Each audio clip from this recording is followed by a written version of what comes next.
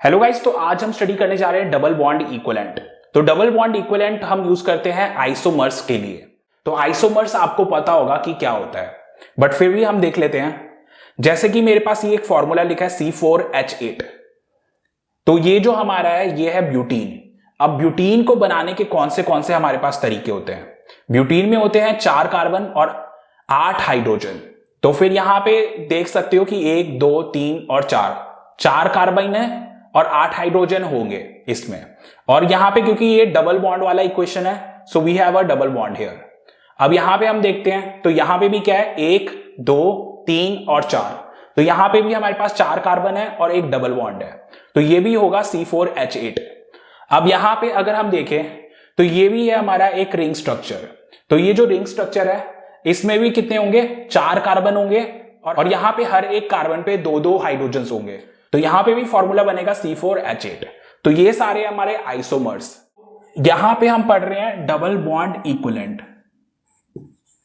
यानी कि DBE। अब DBE इसी चीज के लिए होता है। DBE के लिए हमारे पास एक फॉर्मूला होता है और उस फॉर्मूले से हमें पता लगता है कि हमारा जो ये फॉर्मूला है C4H8, इसमें कितने डबल बॉन्ड होंगे या कितने रिंग्स, कितने डबल बॉन्ड होंगे या कितने रिंग्स होंगे। सो ये हम यहां से डिटरमाइन कर सकते हैं। तो ये DBE का हम फॉर्मूला देखेंगे जिससे हमारे को इसका इंफॉर्मेशन मिलेगा और उस इंफॉर्मेशन से हम ये स्ट्रक्चर डिटरमाइन कर सकते हैं। सो स्ट्रक्चर को डिटरमाइन करने के लिए हमारे पास होता है ये DBE का formula. So let's start it. अब डबल बॉन्ड इक्विवेलेंट का अगर हम फॉर्मूला देखें तो वो होता है समेशन n V-2/2 + 1। तो अब यहां पे जो V है वो V क्या है, यहां पे V है वैलेंसी। देखो N क्या होता है, N होता है नंबर ऑफ एटम्स। तो जैसे हमारे पास ये है फॉर्मूला C4H8, तो N हो गया 4, यानी कि हमारे पास 4 कार्बन है। तो यहां पे मैं लिख दूंगा N = 4। और यहां पे अगर हम वैलेंसी देखें तो कार्बन की वैलेंसी क्या होती है, कार्बन की वैलेंसी होती है 4। और अगर हम दूसरे का देखें यानी कि हाइड्रोजन, तो हाइड्रोजन के साथ है 8, तो N = 8। एंड वैलेंसी अगर हम देखें तो वैलेंसी हाइड्रोजन की होती है 1। तो अब हमारे को यही चीज इस फॉर्मूले में डालना है। तो अगर हम देखें तो DBE = N।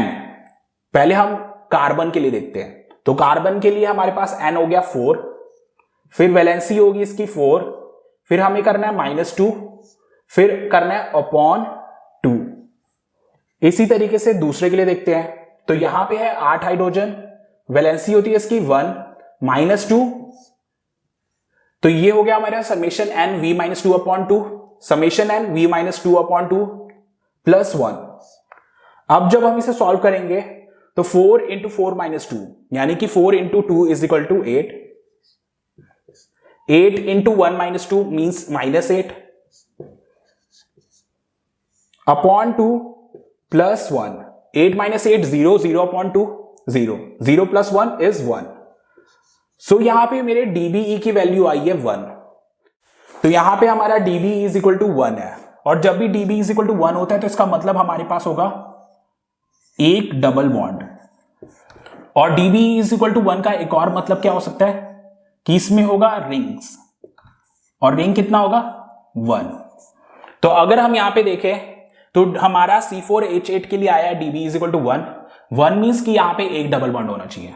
तो यहां पे हमारे पास एक डबल बॉन्ड है, ठीक है। और यहां पे भी है C4H8 और यहां पे भी क्या होगा, एक डबल बॉन्ड। तो यहां पे भी हमारे पास एक डबल बॉन्ड है। अब यहां पे देख सकते हैं हम, है ना, ये भी C4H8 है और यहां पे क्या है, 1 रिंग। तो जैसा हमारा फॉर्मूला बता रहा था कि DBE = 1 है, तो DBE = 1 मीन्स कि 1 डबल बॉन्ड या 1 रिंग। तो 1 डबल बॉन्ड या 1 रिंग। तो इस तरीके से हमने DBE की वैल्यू से पता लगा लिया कि हमारा स्ट्रक्चर कैसा होगा। अब हम इसका एक और न्यूमेरिकल देखते हैं। अब हमारे पास ये कंपाउंड ये है C3H60। तो अब हमारे को यहां पे पूछा गया है कि इसमें से ईथर्स कौन से होंगे। तो सबसे पहले हम यहां पे देख सकते हैं कि कार्बन 3 है, तो N = 3 और इसकी वैलेंसी कितनी होती है 4। अब देखते हैं हम हाइड्रोजन। तो हाइड्रोजन के लिए N हो गया 6, और इसकी वैलेंसी कितनी होगी 1। ऑक्सीजन का n होगा 1 और इसकी वैलेंसी कितनी होगी 2। अब सबसे पहले हम कार्बन के लिए निकालें, तो हमारे पास कार्बन है 3, valency 4 -2। Hydrogen 6, valency 1 -2 plus oxygen है 1, वैलेंसी है 2 -2 और ये हो गया ओवरऑल 2 + 1। तो यही है हमारा फॉर्मूला समेशन n(v-2) अपॉन 2 + 1। अब यही चीज हमने यहां पे कर दी।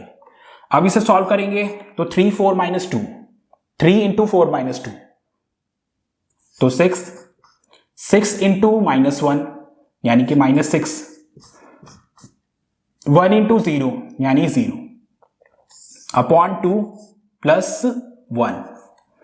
अब 6 - 6 0, 0 + 0 अपॉन 2 0। तो हमारे पास ये dBe यहां पे क्या आ गया 1। तो अगेन dBe = 1 यानी कि 1 डबल बॉन्ड या फिर 1 रिंग। अब डबल बॉन्ड हमारा कहां पे हो सकता है, यहां पे क्या है कार्बन, हाइड्रोजन और ऑक्सीजन। तो डबल बॉन्ड कहां पे हो सकता है, कार्बन और कार्बन के बीच में या फिर कार्बन और ऑक्सीजन के बीच में, ठीक है। और 1 रिंग मतलब कि 3 कार्बन के साथ रिंग, यानी कि ये 3 कार्बन है और ये हो गया एक रिंग। तो ये वाले हमारे स्ट्रक्चर्स पॉसिबल हैं। तो हमें देखना है कि इसके कौन से पॉसिबल स्ट्रक्चर्स होंगे। तो यहां पे 3 कार्बन, 6 हाइड्रोजन और 1 ऑक्सीजन। अब हम और स्ट्रक्चर बनाते हैं। तो एक पॉसिबिलिटी क्या है कि 2 कार्बन, 1 कार्बन और 1 OH। तो अब इसमें हाइड्रोजन डालेंगे तो ये क्या आएगा CH2 और ये 2, 1 हाइड्रोजन इधर आ सकता है, इधर भी 1 हाइड्रोजन आ सकता है। तो ये बन गया CH2 double bond CH, CH2 OH। 2 3 4 5 6 hydrogen हो गए, 3 कार्बन हो गए और 1 ऑक्सीजन। तो एक स्ट्रक्चर ये भी पॉसिबल है। पर ये क्या है, ये बन गया हमारा अल्कोहल। अब इसके अलावा हम और देखते हैं। तो यहां पे भी हमारे पास 3 कार्बन और यहां पे हमारे पास कितने हाइड्रोजन, 3 + 5 + 6 हाइड्रोजन और 1 ऑक्सीजन। और जैसा कि हमें पता है dBe 1, तो एक डबल बॉन्ड होना चाहिए, तो वो हमारा कार्बन और ऑक्सीजन के बीच में आ रहा है। तो ये वाला बन गया हमारा स्ट्रक्चर। ये वाले स्ट्रक्चर को हम क्या कहते हैं, इस स्ट्रक्चर को हम कहते हैं एल्डिहाइड। तो ये हमारे आइसोमर्स बनते जा रहे हैं C3H6O के लिए। तो अभी तक बन गया हमारे पास पहले कीटोन्स, फिर आया अल्कोहल, फिर उसके बाद आया एल्डिहाइड। हमारे पास एक पॉसिबिलिटी ये है कि कार्बन कार्बन, ऑक्सीजन, फिर कार्बन।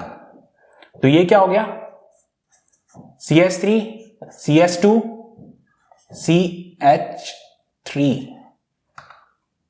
तो अभी हमारे पास डबल बॉन्ड भी बचा है। तो यहां पे है एक डबल बॉन्ड, dB = 1 मीन्स कि यहां पे 1 डबल बॉन्ड आना चाहिए। तो मैंने यहां पे एक डबल बॉन्ड लगा दिया, 3 कार्बन है। अब हाइड्रोजन देखें तो यहां पे आएगा 2 हाइड्रोजन, इधर है 1 हाइड्रोजन और इधर है, और यहां पे है 3 हाइड्रोजन। तो 2 + 1 3, 3 + 3 6। तो ये हो गया H6 और यहां पे 3 कार्बन है और 1 ऑक्सीजन है और साथ में एक डबल बॉन्ड है। तो ये भी हमारा बन गया एक आइसोमर। अब इस आइसोमर को हम क्या बोलते हैं, जिसमें कार्बन साइड में और ऑक्सीजन सेंटर में हो, है ना, ये वाला होता है हमारा ईथर। तो अभी तक हमने बहुत सारे बनाए। तो हमारे को कीटोन मिल गया, अल्कोहल मिल गया, एल्डिहाइड मिल गया, ईथर मिल गया, और ये सारे डबल बॉन्ड वाले स्ट्रक्चर हैं। अब हम देखते हैं ऑल अदर आइसोमर्स। अब इसके बाकी के आइसोमर्स क्या होंगे वो देखते हैं। तो अभी तक हमने डबल बॉन्ड वाली पॉसिबिलिटीज देख ली हैं। तो डबल बॉन्ड से हमें क्या मिला, डबल बॉन्ड कार्बन और ऑक्सीजन के बीच में हो सकता है या फिर कार्बन कार्बन के बीच में हो सकता है। तो यहां पे कार्बन कार्बन के बीच में डबल बॉन्ड, कार्बन कार्बन के बीच में डबल बॉन्ड, और यहां पे कार्बन ऑक्सीजन के बीच में डबल बॉन्ड, और यहां पे भी क्या है कार्बन और ऑक्सीजन के बीच में डबल बॉन्ड। तो ये हमारे सारे पॉसिबल स्ट्रक्चर हैं। अब हम रिंग्स वाले देख लेते हैं। DBE is equal to 1 means कि एक रिंग पॉसिबल है और हमें किसके लिए बनाना है, C3H6O। तो ये रहा एक कार्बन, ये रहा एक कार्बन, ये रहा एक कार्बन, ये रहा एक ऑक्सीजन, ये रहा एक कार्बन। तो 3 कार्बन हो गए और एक ऑक्सीजन हो गया। अब फिलिंग करते हैं हाइड्रोजन की, तो यहां पे आएगा H2 H2 H2, तो ये क्या हो गया, C3H6O। तो ये बन गया हमारा C3H6O। अब ये हमारा साइक्लिक स्ट्रक्चर बन गया है जिसमें कार्बन और ऑक्सीजन सब कुछ एक ही साइकिल में आ गया। अब अगर हम और पॉसिबिलिटी देखें तो यहां पे क्या है, एक कार्बन होगा इधर, एक कार्बन होगा इधर, एक कार्बन होगा इधर, और जब हम फिलिंग करेंगे तो हमारे को 6 हाइड्रोजन मिल जाएंगे और यहां पे आएगा एक ऑक्सीजन। तो ये भी बन गया C3H6O। तो अगर हमारे को 3 कार्बन, 6 हाइड्रोजन और एक ऑक्सीजन अरेंज करना है तो हम इस तरीके से भी कर सकते हैं। और ऊपर वाले का अगर हम रिंग स्ट्रक्चर बनाए तो वो कुछ इस तरीके का होगा, यहां पे एक कार्बन, यहां पे एक कार्बन, यहां पे एक कार्बन और एक इधर ऑक्सीजन।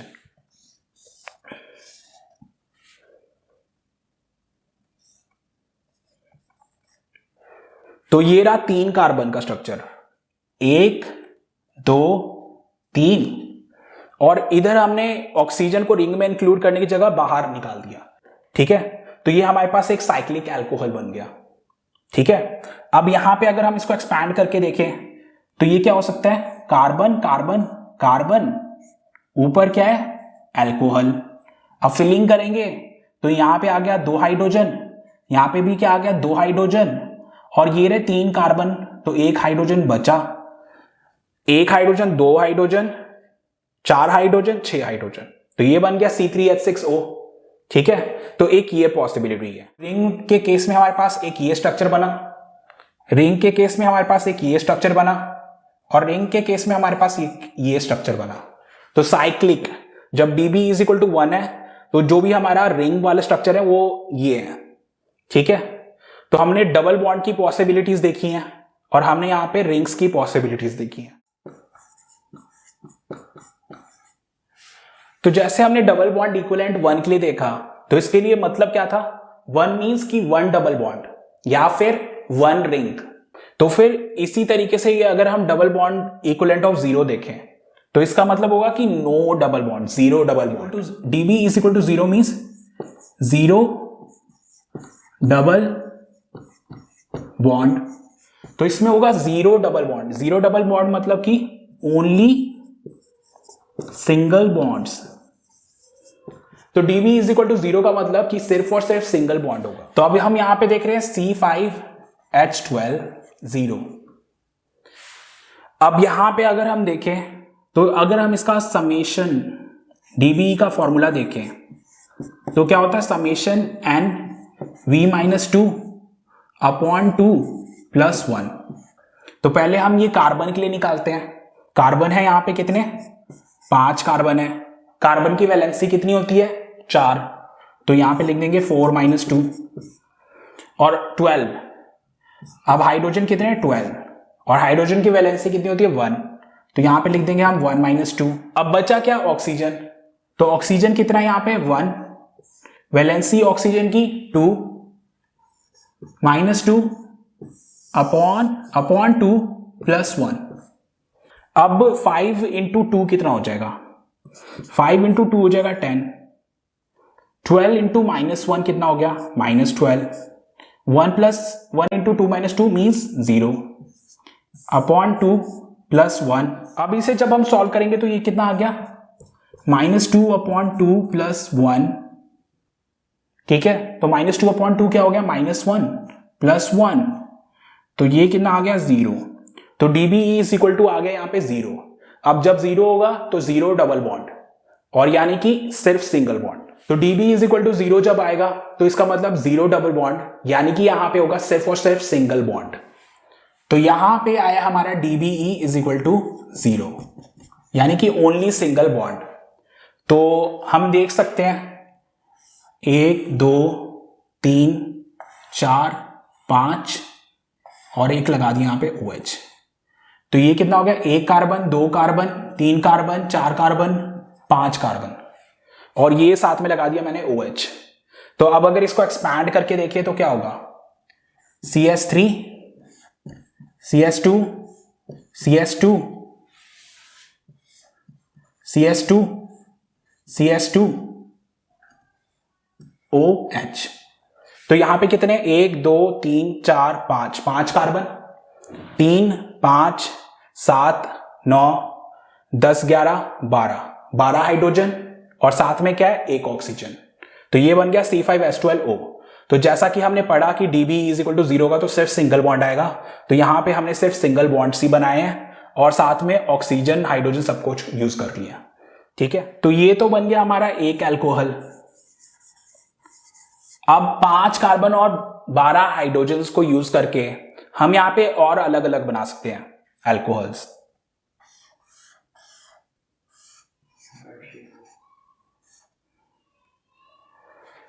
तो यहां पे हम क्या देख रहे हैं कि कार्बन हम इस तरीके से भी अरेंज कर सकते हैं, पहला कार्बन, दूसरा, तीसरा, चौथा, 5, और बाकी क्या आ गया, ऑक्सीजन।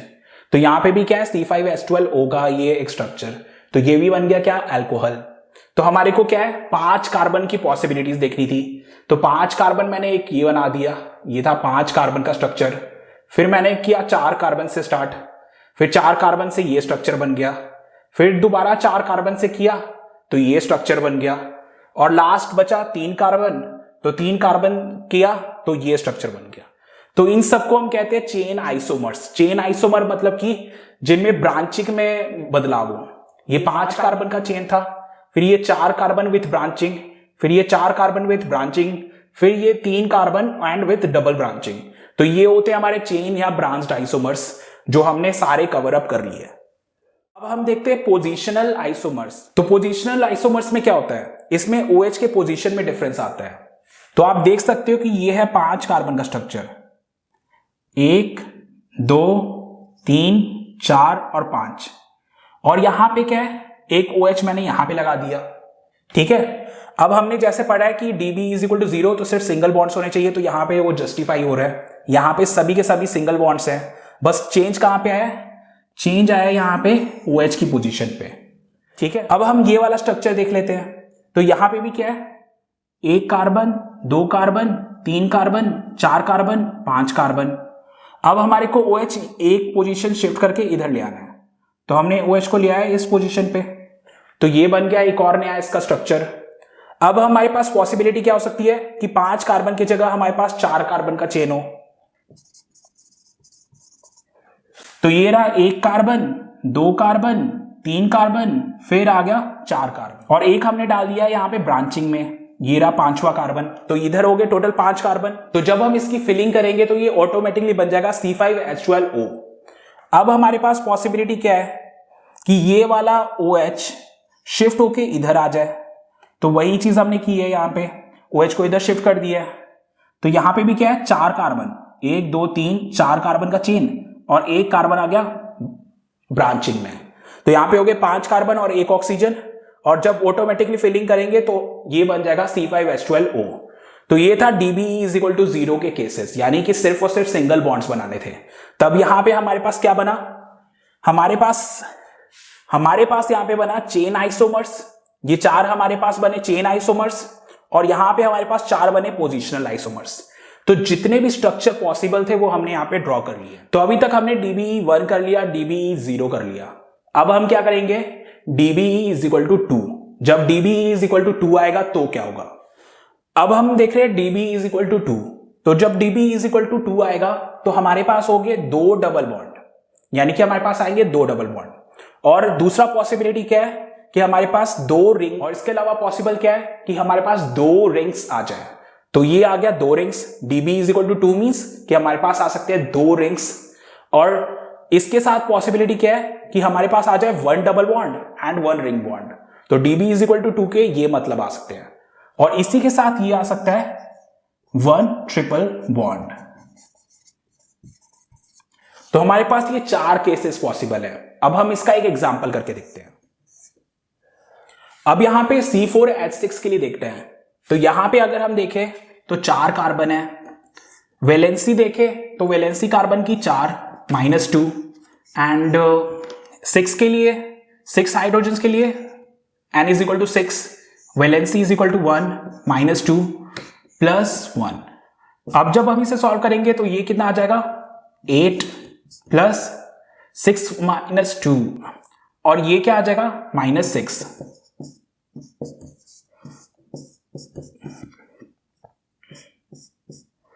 अब ये 8 - 6/2/2 + 1 यानी कि आ जाएगा 2। तो यहां पे हमारा डबल बॉन्ड इक्विवेलेंट 2 आ रहा है। इसका मतलब क्या होगा कि यहां पे हमारे पास दो डबल बॉन्ड्स हो सकते हैं। तो दो डबल बॉन्ड्स के जो केसेस हैं वो हम देख लेते हैं। सो DBE2 का मतलब कि 2 डबल बॉन्ड होने चाहिए और किसके साथ 4 कार्बन के साथ।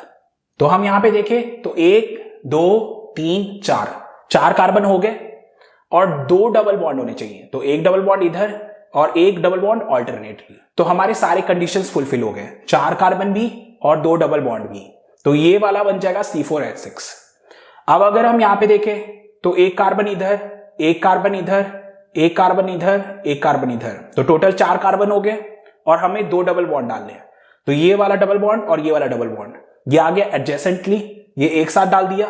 तो ये भी बन गया हमारा एक और पॉसिबिलिटी। अब इसके अलावा और क्या हो सकता है? इसके अलावा हो सकता है इस तरीके का स्ट्रक्चर, एक कार्बन इधर, एक कार्बन इधर, एक कार्बन इधर, एक कार्बन इधर। यहां पे हमारे पास सिर्फ एक डबल बॉन्ड है, भले ही हमने यहां पे 4 कार्बन फिल कर दिए पर यहां पे क्या है एक डबल बॉन्ड। तो वैसे तो हमें चाहिए यहां पे क्या 2 डबल बॉन्ड। सो ये वाला स्ट्रक्चर गलत है, ऊपर वाले दोनों सही बन गए, नीचे वाला एक स्ट्रक्चर गलत बन गया।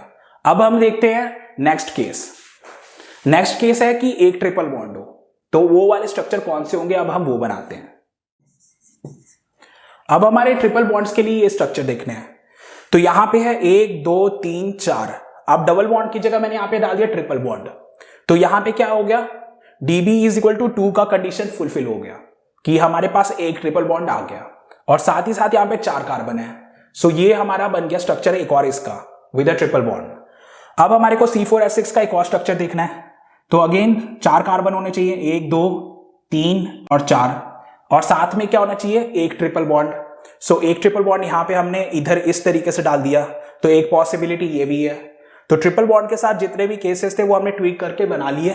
तो ये 2 केसेस हमारे पास पॉसिबल है। हमारे पास है अब 2 रिंग्स वाला केस। एक 2 रिंग्स वाला भी केस है, जब DB = 2 है तो 2 रिंग्स का भी एक केस पॉसिबल है। तो हमने यहां पे बना दिए 2 रिंग्स, एक रिंग 2 रिंग। अब यहां पे हमें 4 कार्बन देखने हैं, 1 2 3 4। तो हमने 4 कार्बन और 2 रिंग्स, तो यहां पे हमने 4 कार्बन और 2 रिंग्स लेके स्ट्रक्चर एक बना दिया। तो ये भी बन गया क्या C4H6 का स्ट्रक्चर। अब चलते हम आगे। अब लास्ट केस क्या है 1 डबल बॉन्ड और 1 रिंग। तो 1 रिंग और 1 डबल बॉन्ड वाले स्ट्रक्चर्स देखते हैं। So let's draw them. तो यहां पे हमारे को C4H6 के लिए बनाना है 1 डबल बॉन्ड एंड 1 रिंग। तो यहां पे आप देख सकते हो कि 1 रिंग एंड 1 डबल बॉन्ड। सो ये फुलफिल हो रहा है और ये क्या है ये C4H6 के लिए। तो यानी कि 4 कार्बन बनाना है। तो 4 कार्बन का हमने यहां पे रिंग बनाया, 1 कार्बन 2 3 4। तो पहले तो मैंने 4 कार्बन को लिया और एक रिंग बना दिया और एक डबल बॉन्ड डाल दिया। सो ये बन गया C4H6 का स्ट्रक्चर। अब हम 4 कार्बन से एक कार्बन कम जाते हैं, ठीक है। हमने क्या कर दिया 3 + 1, ठीक है। तो ये बन गया 3 कार्बन का एक स्ट्रक्चर, 1 2 3। ये बन गया ट्राइंगल और ट्राइंगल के साथ चौथा कार्बन हमने यहां पे लगा दिया, ठीक है। और बचा क्या एक डबल बॉन्ड। तो हमने एक डबल बॉन्ड यहां पे डाल दिया। तो ये भी बन गया 1 double bond and 1 ring structure. तो ये भी क्या बन गया हमारा C4H6। अब इसी तरीके से अब यही ट्राइंगल के लिए हम अगेन 3 + 1 पे चलते हैं, 3 कार्बन और एक ब्रांच। तो यहां पे भी बन गया 4 कार्बन और एक डबल बॉन्ड हमने यहां पे क्या किया इधर से शिफ्ट करके इधर डाल दिया। तो वही है एक डबल बॉन्ड को हमने शिफ्ट करके इधर से इधर डाल दिया। तो ये बन गया हमारा एक और पॉसिबिलिटी। अब हम चलते हैं यहां पे। तो यहां पे भी बन रहा है 3 + 1। तो यहां पे हमारे पास रिंग बन रहा है 3 का और यहां पे हमारे पास एक और कार्बन, 4 कार्बन बन गए। पर अब डबल बॉन्ड हमने क्या किया, जैसे हमने एक डबल बॉन्ड इधर डाला था, फिर इधर डाला, फिर इधर डाला, फिर उसी तरीके से हमने इधर डाल दिया एक, है ना। हमने डबल बॉन्ड क्या किया, हमने ब्रांचिंग में डबल बॉन्ड डाल दिया। तो ये भी हमारा एक और पॉसिबिलिटी था। तो जितने भी पॉसिबल स्ट्रक्चर है 1 डबल बॉन्ड प्लस 1 रिंग्स के वो हमने कवर अप कर ली। सो गाइस अब हमें करना है 4 डबल बॉन्ड इक्विवेलेंट, यानी कि जब double bond equivalent equal to 4 आएगा तब क्या होगा। तो डबल बॉन्ड इक्विवेलेंट 4 मतलब कि सिंपल बात है कि 4 डबल बॉन्ड्स आएंगे। सो ये तो ऑब्वियस ही बात है 4 डबल बॉन्ड्स। और एक पॉसिबल क्या हो सकता है कि 3 डबल बॉन्ड आ जाए और एक डबल बॉन्ड की जगह क्या आ जाए, एक रिंग। तो 3 डबल बॉन्ड प्लस 1 रिंग, एक ये पॉसिबिलिटी भी है। और उसके अलावा पॉसिबल क्या है, हमने देखा था कि जैसे डबल बॉन्ड इक्विवेलेंट 2 आता था तो 2 डबल बॉन्ड इक्विवेलेंट किसके बराबर होता है, एक ट्रिपल बॉन्ड के। तो यहां पे 4 डबल बॉन्ड इक्विवेलेंट किसके बराबर होगा, 2 ट्रिपल बॉन्ड के। तो एक पॉसिबिलिटी ये है कि 2 ट्रिपल बॉन्ड्स आ जाए। तो DBE is equal to 2 means 1 triple bond, DBE is equal to 4 means 2 triple bonds. तो एक ये पॉसिबिलिटी है।